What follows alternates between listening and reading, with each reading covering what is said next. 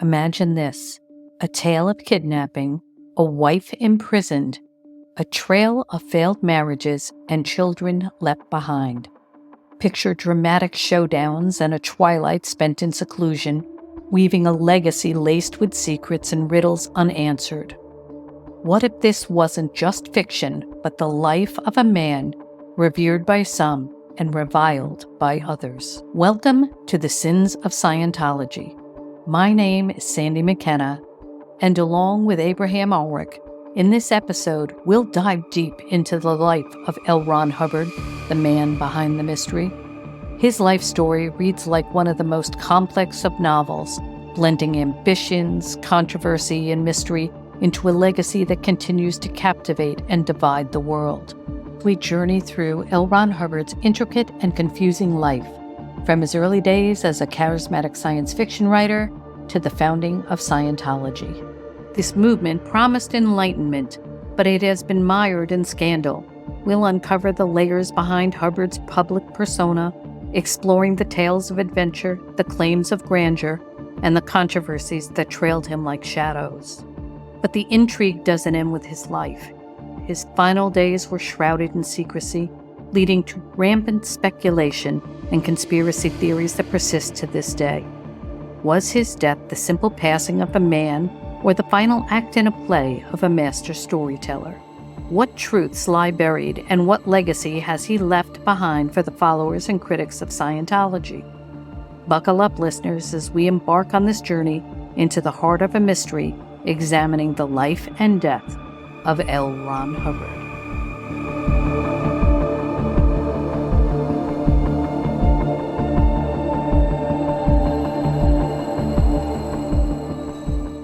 Lafayette Ronald Hubbard was born in Tilden, Nebraska on March 13, 1911.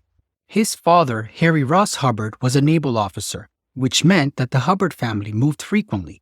This nomadic lifestyle exposed Hubbard to a diverse range of cultures and experiences from a young age, significantly shaping his vivid imagination and early interest in adventure, storytelling, and the occult.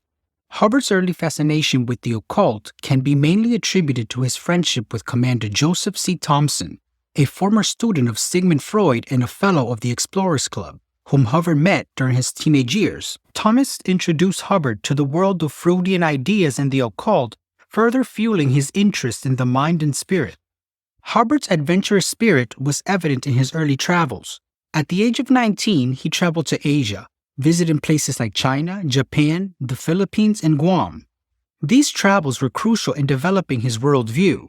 Hubbard later claimed that these experiences exposed him to Eastern philosophies and cultures which he said influenced his later work. However, there's much debate about the extent of these influences on his work, with some arguing that Hubbard's account of his travels was exaggerated or embellished to enhance his mystique. One of the most well-known embellished tales from Hubbard's early life is his claim of becoming a blood brother to the Blackfeet tribe at the age of 6. This claim has been widely disputed and is considered by many to be a fabrication. The Blackfeet Nation has no record of this ceremony ever taking place, and experts of Blackfeet traditions have stated that the tribe has no custom of making non-Indian blood brothers. This story is one of the many instances where critics view Hubbard's account of his early life and achievements with skepticism. These aspects of Hubbard's early life, his interest in the occult, his travels, and his penchant for storytelling significantly shape his later work and the development of Dianetics and Scientology. His life story, as told by him, is filled with adventure, exploration, and spiritual questing. But it's essential to approach these accounts critically, given the discrepancies and fabrications that have been documented. LRonHubbard's military service during World War II is a subject of considerable controversy and debate, with significant discrepancies between Hubbard's accounts of heroism and valor and the official military records. Hubbard claimed extensive wartime service, including being severely wounded in combat, commanding a submarine chaser, and conducting covert operations. He often spoke of being blinded and disabled in the line of duty, only to heal himself using techniques that would later form the basis of Dianetics. These stories contributed to his mystique and were used to establish his authority and efficacy in his discoveries. However, official military records and investigative reports tell a remarkably different story. Hubbard did serve in the Navy during World War II, but his service was less distinguished than he claimed. Records indicate that he was never injured in combat. Instead, his only recorded injuries were acute conjunctivitis and hemorrhoids. Hubbard did serve as a commander of a subchaser, the USS PC-815. The chasers were small, roughly about 110 feet long and 85 tons in displacement. Commanding and manning these vessels were undergraduates from Harvard, Princeton, Yale, and other American universities who would join the Naval Reserve. These officers did not have seagoing experience, but took these craft to service overseas. Hubbard's tenure was marked by incidents including an unauthorized bombardment of the Mexican Coronado Islands, which led to reprimand. Note, there are no official records supporting Hubbard's claim of being a war hero. The much-touted incidents of heroism and being severely wounded in battle do not appear in his service record. These discrepancies have significantly impacted Hubbard's credibility, particularly amongst critics of Scientology. Skeptics argue that Hubbard's fabricated and exaggerated details of his military service cast doubt on the reliability of the founder of Dianetics and Scientology for a system that claims scientific precision is understanding the human mind. Its founder's credibility and trustworthiness became crucial factors in evaluating the legitimacy of the entire enterprise. The Church of Scientology defended Hubbard's military record, suggesting that his records were either not fully disclosed or that his most secret missions were classified. These claims are unsubstantiated, with evidence that satisfies historians or critics. The controversy over Hubbard's military service is emblematic of the broader debate surrounding his life in the Church of Scientology. For supporters, Hubbard's narrative of his military service underscores his resilience and the transformative power of his discoveries. For critics, the discrepancies between his accounts and official records are a fundamental challenge to his authority and the authenticity of his teachings. The examination of LRonHubbard's military service underscores the complex interplay between myth-making and reality in the foundation of Scientology. Understanding the discrepancies is vital to comprehending the controversies that surround Hubbard's legacy and the religion he founded. LRonHubbard transitioned into adulthood with a prolific career as a writer, particularly within the science fiction genre. His storytelling and imaginative abilities were evident from an early age, and by the 1930s, he'd become a well-known figure in the public fiction world. He wrote for various genres, but science fiction and fantasy stories garnered him the most attention and acclaim. As a writer for Pulp magazine in the 1930s and 40s, he was known for his ability to produce vast quantities of work in a short period, a skill driven by the necessity of earning a living in a competitive pulp fiction market. He was reportedly able to write between 20 and 100,000 words a month, and his stories were featured in magazines such as Astounding Science Fiction, Unknown, and the Thrilling Wonder Stories. Pulp magazines, popular from the late 19th through the mid-20th century, were inexpensive fiction magazines known for their fast-paced, plot-driven stories. These magazines prioritized action and adventure over literary style. They got their name from the low-quality wood pulp paper on which they were printed. Unlike the more expensive, sleek magazines that used higher-quality pulp paper, pulp magazines were affordable, mass-produced publications that catered to a broad audience with their sensational, colorful cover art in a variety of genres. During the 1930s and 40s, pulp magazines experienced a golden age of a wealth of genres, including science fiction, fantasy, adventure, crime, horror, and romance. These publications were instrumental in developing and popularizing genre fiction, particularly science fiction and fantasy. They offered a platform for new writers to reach a large readership and for established writers to experiment with new ideas and pseudonyms. LRonHubbard's publications of Dianetics, The Modern Science of Mental Health, was a watershed moment in the evolution of Dianetics into Scientology.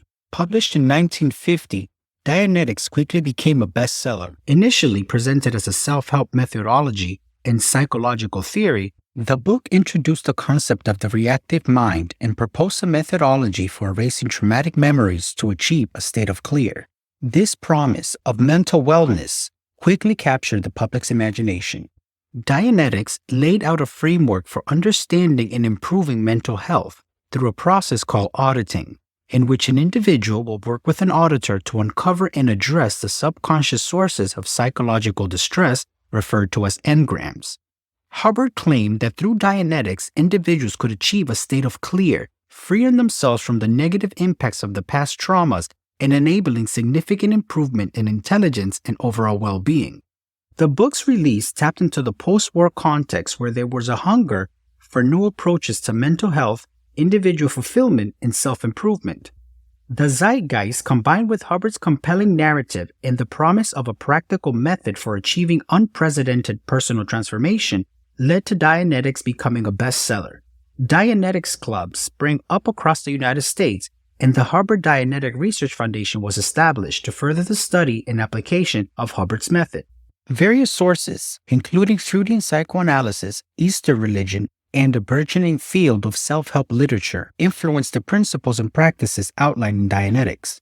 However, Hubbard's background as a storyteller was evident in how Dianetics was presented, with compelling narratives about the potential for human betterment and freedom from the shackles of the past. Hubbard's opposition to psychiatry and mainstream medicine is well documented and fundamental to the beliefs and practices of Scientology. Dianetics, the modern science of mental health, Hubbard introduced the concept of auditing as an alternative to psychiatric practices, which he claimed could cure a wide range of physical and mental illnesses without medication or traditional medical intervention. Scientology's literature and Hubbard's writing describe psychiatry as an abusive and fraudulent practice, portraying psychiatrists as enemies of humanity responsible for various societal ills. Hubbard's critique of psychiatry extended to mainstream medicine, particularly the use of drugs for mental health treatment. Scientology's stance is that many physical ailments are psychosomatic, rooted in the mind rather than the body, and can be addressed through spiritual healing practices like auditing. This viewpoint has led to controversies and criticism, particularly regarding the Church's handling of medical issues among its members. As Dianetics evolved into Scientology, Hubbard's skill as a storyteller remained central to the movement's appeal. He crafted an elaborate cosmology and a set of practices that promised mental health and spiritual enlightenment. His writings, lectures, and organizational structure of Scientology reflects his ability to create and sustain a narrative that attracted followers and built a new religious movement. Hubbard's journey from a struggling writer to the founder of a new religious movement illustrates how his imaginative abilities and storytelling skills were not just facets of his personality, but instrumental in creating and disseminating Dianetics and Scientology. Despite its popularity, Dianetics faced criticism from the medical and scientific communities, financial difficulties, and internal disputes. In response to these challenges and limitations inherent in Dianetics' focus on mental health, Hubbard expanded his framework to include the spiritual dimension of human experience. By 1952, this expansion had culminated into the creation of Scientology, the religious movement that incorporated Dianetics principles within the broader cosmological and spiritual system. Scientology introduced the concept of the Thetan, an immortal spiritual being who is the true essence of an individual transcending the physical body and mind. This shift marked a departure from Dianetics' purely psychological focus, aiming instead at the spiritual rehabilitation of individuals. Scientology offered a path toward spiritual enlightenment and freedom through auditing and training courses structured across a series of ascending levels, each promising more significant insights and spiritual capabilities. The establishment of Scientology came with the development of a complex organizational structure, including the Church of Scientology as the central institution overseeing the practice and dissemination of Scientology worldwide. The structure allowed for the standardization of practices, centralized authority, and creating a cohesive community of practitioners committed to Hubbard's vision. In the post-war era, Scientology's appeal lay in its promise to address the existential uncertainties and spiritual malaise that affected many. Hubbard's vision offered a clear, authoritative path to understanding and transcending the human condition. Scientology's teaching on the external nature of the Thetan and the possibility of achieving higher states of existence resonated with individuals seeking purpose and direction in a rapidly changing world. The transition from Dianetics to Scientology represents a significant evolution in Hubbard's thought and the movement he founded, moving beyond the bounds of mental health to embrace a comprehensive spiritual philosophy. Scientology positioned itself as a unique answer to the questions of the modern age. Its promise of mental clarity, spiritual advancement, and a highly structured path towards enlightenment drew individuals into its fold, making a significant religious movement in the post-war era. Despite his writing success, Hubbard's financial situation was often precarious, and he struggled with finances throughout his life. The economic instability was exacerbated by his first two marriages, which ended in divorce and the responsibilities of a growing family.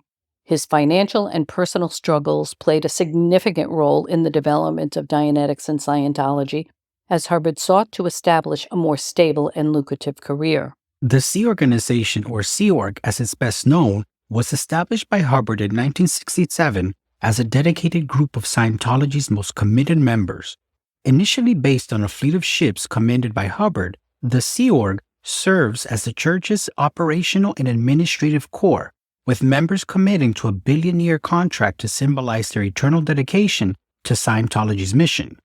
The Sea Org plays a crucial role in enforcing Hubbard's vision, overseeing the delivery of the upper-level Scientology courses and managing the organization's most critical operations. The Sea Org is known for a strict discipline and commitment to Hubbard's directives, embodying his ideals of loyalty and dedication to Scientology's cause. Hubbard's perception of enemies was broad and included not just psychiatry and mainstream medicine, but also the government, the media, and ex-members who criticized Scientology. Hubbard believed in the concept of fair game, a policy that suggests those deemed as enemy of Scientology could be combated or neutralized by any means necessary. While church officials canceled using the term fair game in the late 1960s, critics argue that the practice continues under different guises. Hubbard viewed government investigations and media scrutiny as an orchestrated attack against Scientology, often framing these challenges as a battle between the forces of good, Scientology, and the corrupt element of society aiming to suppress spiritual freedom.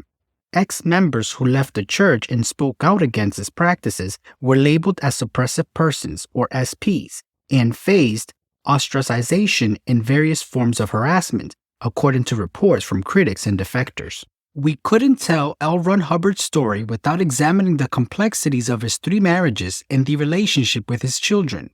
Intriguingly, despite his teachings, it appears Hubbard himself often strayed from the path he prescribed to others. In the world of Dianetics and Scientology, where beliefs meet the big stage, Hubbard's domestic life rivaled the drama of any reality TV show. His 3 tumultuous marriages and complex family dynamics might just shed light on the scrutable figure behind the church. His family tree, more like a sprawling epic saga, each branch weaving a complex narrative of personal drama and public spectacle. His first wife, Margaret Polly Grubb, who navigated the turbulent waters of LRon's early Pulp Fiction days, stood by her man through thick and thin, from pennies in the pocket to Dianetics on the shelves. Polly and Hubbard met in the early 1930s when Hubbard was just beginning his career as a writer. They married in 1933, a union marked by the ups and downs of Hubbard's early attempts to establish himself. Polly was a supportive wife during the early, often financially unstable years of Hubbard's early career, during his Pulp Fiction and later science fiction days. The marriage was reportedly full of dramatic highs and lows that would characterize Hubbard's later relationship and life. The couple's financial struggles and Hubbard's burgeoning ambition as a writer and explorer placed a significant strain on their relationship. Despite these challenges, they initially seemed to work as a team, with Polly supporting Hubbard's career and taking care of their home and children. Polly and Hubbard went on to have 2 children, Lafayette Ronald Hubbard Jr., born in 1934, and Catherine May Hubbard, born in 1936. The marriage between Polly and Hubbard deteriorated over the years. By the mid-1940s, Hubbard was deeply involved in the occult practices of Jack Parson and the Ordo Templi Orientis, an occult secret society and hermetic magical organization in Pasadena, California. Their relationship ended in 1947 amidst Hubbard's deepening involvement with new religious movements and ideas that would eventually lead to the founding of Dianetics and Scientology. Polly's marriage to Hubbard set the stage for the complex interplay of personal relationship and ambitious endeavors that would mark Hubbard's life. After their divorce, Polly remained out of the public spotlight, focusing on raising their children away from the controversies of Scientology. Polly and Hubbard's oldest child, Lafayette Ronald Hubbard Jr., was born in 1934. He was also known as Nibs and later Ronald E. Wolfe. He was closely involved with Scientology from a young age, as his father developed Dianetics and later founded the Church of Scientology. Initially, he was a prominent member of the organization and held various positions within its structure. During the early years, Ronald worked alongside his father and was privy to the inner workings of Scientology. His role in the church gave him a unique perspective on its operations and the methodologies employed by his father, which would later become a point of contention and a source for his criticism. As Ronald grew older, his relationship with his father became strained. The breaking point came in the late 1970s when Ronald broke away from Scientology. In 1982, he changed his name to Ronald the Wolf, a symbolic gesture representing his desire to dissociate from his father's legacy in the Church of Scientology. This name change was part of a broader effort to start anew and reclaim his life outside the shadows of his father's influence. Ronald became one of the most vocal critics of LRonHubbards in Scientology. In November 1982, he took dramatic actions by filing a lawsuit in Riverside County, California, claiming that his father was either deceased or incapacitated and that malicious parties within the Church of Scientology were exploiting LRonHubbard's estate. This lawsuit was an attempt to gain control of Hubbard's assets, asserting that church officials were misusing Hubbard's condition for their benefit. The case brought significant media attention and added to the controversy surrounding the church. In his affidavit and public interviews, De Wolfe accused his father of fraud and mental manipulation and described Scientology as a degenerate cult. He detailed alleged dark practices within the organization, criticizing its foundation as being built on lies and deceit. The 1983 court case was a significant public spectacle. During the proceedings, representatives from LRonHubbard provided evidence that Hubbard was still alive, including a written statement purportedly from Hubbard himself. The judge eventually ruled that there was insufficient evidence to declare Hubbard dead or incompetent. Although De Wolfe's legal challenges failed, it further fueled the public discourse on the secretive nature of Scientology and Hubbard's personal life. Following the lawsuit, Ron De Wolfe lived a relatively low-profile life, maintaining his stance against Scientology. He passed away in 1991. His legacy is complex. Some view him as a whistleblower who attempted to expose Scientology's alleged wrongdoings and dangers, and others as a disgruntled family member embittered by personal disputes.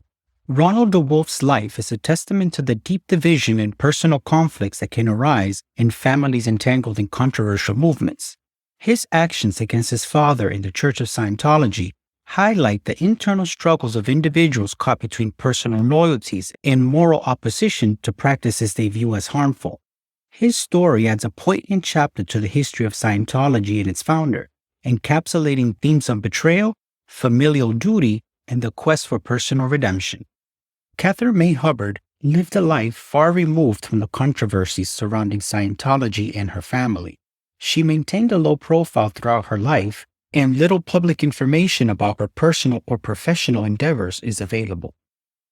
Sarah Northrup, Blond Bombshell and Damsel in Distress, married LRonHubbard before the ink was dry on his divorce papers. Sarah's saga was filled with passion, accusations, and in the annals of true crime within religious cults, few stories are as dramatic and chilling as the allegations made by Sarah Northrup against LRonHubbard. Fraught with claims of kidnapping, psychological abuse, and a desperate escape, not only paints a dark portrait of Hubbard, but also highlights the intense personal dramas that played out against the backdrop of his rising influence. Sarah, once a devoted follower of Hubbard, became romantically involved with him while he was still married to his first wife, Polly. Their relationship began within the context of their mutual involvement in the early development of Dianetics, a precursor to Scientology. They married in 1946, shortly after Hubbard's divorce from Polly was finalized. The union was immediately turbulent, marked by Hubbard's erratic behavior and grandiose ambitions. The most harrowing chapter of Sarah and Hubbard's marriage began with the birth of their daughter Alexis.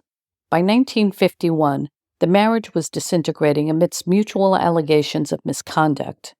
In the middle of their divorce proceedings, Hubbard took a drastic step that would lead to one of the most serious accusations against him.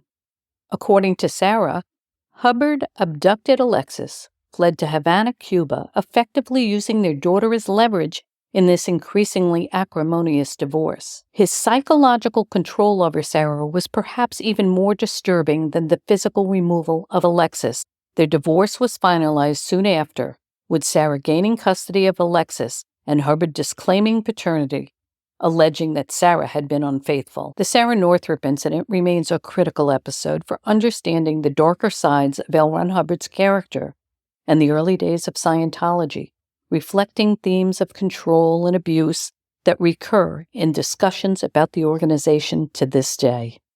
Hubbard's third and longest marriage was to Mary Sue Whipp. They met in 1952 and quickly married that same year. Together they had 4 children, including Diana Meredith Hubbard, Quentin Hubbard, Suzette Hubbard, and Arthur Conan Hubbard. Mary Sue held various high-ranking positions within the Church of Scientology. She was instrumental in establishing the Guardian's Office, the intelligence gathering and legal affairs branch of the Church, which protects the organization and manages its complex legal matters. As the head of the Guardian's Office, she was deeply involved in some of the Church's most controversial activities, including the infamous Operation Snow White. Operation Snow White, carried out in the 1970s, was one of the biggest infiltration of the United States government in history. Her involvement in this covert operation ultimately led her to imprisonment, marking a significant chapter in the controversial history of Scientology. In the 1970s, Scientology was under scrutiny by various governments and agencies worldwide. LRonHubbard, the enigmatic leader of Scientology, believed that this scrutiny was part of a larger conspiracy against the organization. In response, he initiated Operation Snow White under the direction of the Guardian's Office, which Mary Sue Hubbard led as the controller. The operation's primary goal was to purge unfavorable records about Scientology and its founder from government files. The scope of this mission was enormous, targeting agencies in more than 30 countries, but it was most notably aggressive in the United States. As the controller of the Guardian's Office, she oversaw a network of Scientology operatives who were tasked with infiltrating the government offices, including the IRS, the Department of Justice, and the FBI. These operatives were instructed to steal or destroy documents and even planned wiretaps to gather intelligence beneficial to Scientology. Under Mary Sue's guidance, the operation became the largest infiltration of the United States government, with operatives holding positions within various federal agencies. They used forged credentials and covert methods to access sensitive areas and files. The covert operation continued successfully until 1977, when the FBI, acting on a tip-off, conducted simultaneous raids on Scientology offices in Los Angeles and D.C. The evidence uncovered was overwhelming, leading to the indictment of Mary Sue Hubbard and 10 other high-ranking Scientology officials. The trial that followed exposed the full extent of Operation Snow White. Despite attempts to distance herself from illegal activities, Mary Sue Hubbard was found to have been intricately involved in the orchestration of the operation. In 1979, she and her co-defendants were convicted of conspiracy against the United States government. Mary Sue Hubbard was sentenced to 5 years in prison, but served only a year before being released on parole. The fallout from Operation Snow White was severe for Scientology, with its reputation deeply tarnished by the revelations of illegal activities conducted at the highest levels of the organization. The imprisonment of Mary Sue Hubbard marked a critical point in Scientology's history, serving as a stark reminder of the lengths to which the organization will go to protect and promote its interest. This episode remains a significant study in the intersection of religion, law, and covert operations, continuing to resonate in discussions about the boundaries of religious freedom and the state's role in monitoring religious organizations. Mary Sue's legacy within Scientology is complex. She was a key figure in the church's early development and expansion, dedicated to her husband and the organization he created. However, her involvement in Operation Snow White and subsequent legal issues marred her reputation and underscored some of the darker aspects of the Church of Scientology's history. Mary Sue's life reflects the intertwined narratives of devotion, power, and controversy that characterize much of Scientology's history. The final chapter of LRonHubbard's life is shrouded in mystery and marked by increasing reclusiveness. After a series of legal and public relations challenges faced by Scientology in the late 70s and 80s, Hubbard lived in seclusion, moving among various hiding places to avoid legal authorities and public scrutiny. Hubbard spent his final years in a luxurious motorhome or secluded ranches in California with only a handful of trusted aides who knew his whereabouts. His reclusiveness in his last years was in stark contrast to the public persona he had maintained as a charismatic leader in Scientology. He continued writing and managing Scientology's affairs through dispatches, but his direct involvement with the organization and its members diminished significantly. On January 24, 1986, Hubbard died at his ranch in Creston, California. The official cause of death was reported as a cerebral vascular accident, commonly known as a stroke. The conclusion was based on the death certificate filed in San Luis Obispo County, California. However, the circumstances surrounding his passing and the immediate actions taken posthumously by the Church of Scientology have fueled skepticism and controversy. One of the primary reasons for skepticism was the lack of independent verification of Hubbard's cause of death at the time of his passing. Hubbard had been living in seclusion, with very few individuals aware his exact whereabouts or the state of his health. The Church of Scientology controlled the narrative surrounding Hubbard's death with limited external or third-party oversight.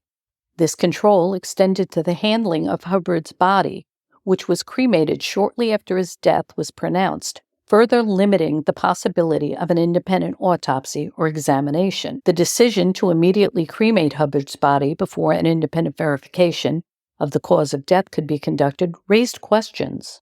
Hubbard's final years led to the speculation about the actual circumstances of his death. Critics and observers outside the church wondered if the swift cremation was aimed at avoiding potential legal or public scrutiny. The Church of Scientology's explanation for Hubbard's departure from his physical body further added to the intrigue.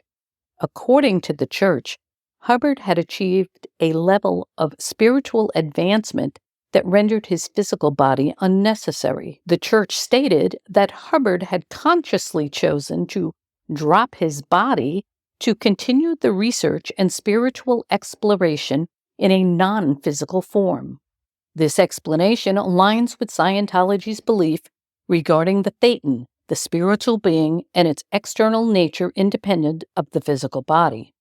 However, this narrative was met with skepticism by those outside the church, particularly given the lack of tangible evidence to support such claims. How the Church of Scientology handled and communicated Hubbard's death has had a lasting impact on his legacy and the perception of Scientology.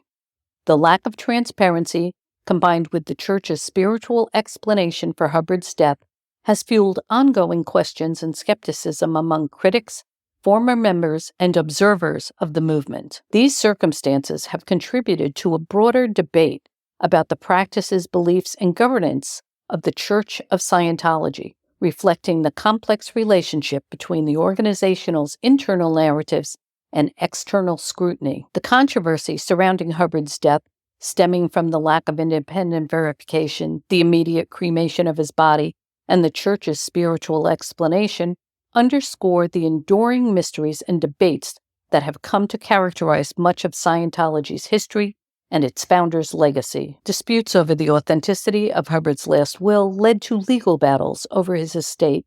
Critics and former members raised questions about the management of Hubbard's assets and the legitimacy of the leadership transition within the Church of Scientology. The legal battles over Hubbard's estate involved disputes between the Church of Scientology and several of Hubbard's estranged family members who challenged the will and claimed the right to part of his estate. Upon his death, a new will was presented dated just a day before his passing. This will significantly altered the disposition of his estate from the previous versions, leaving the bulk of his assets to the Church of Scientology, specifically to a trust dedicated to the furtherance of Scientology. His estranged family members contested the will's validity, arguing that Hubbard was not of sound mind at the time of the drafting or that he may have been under undue influence.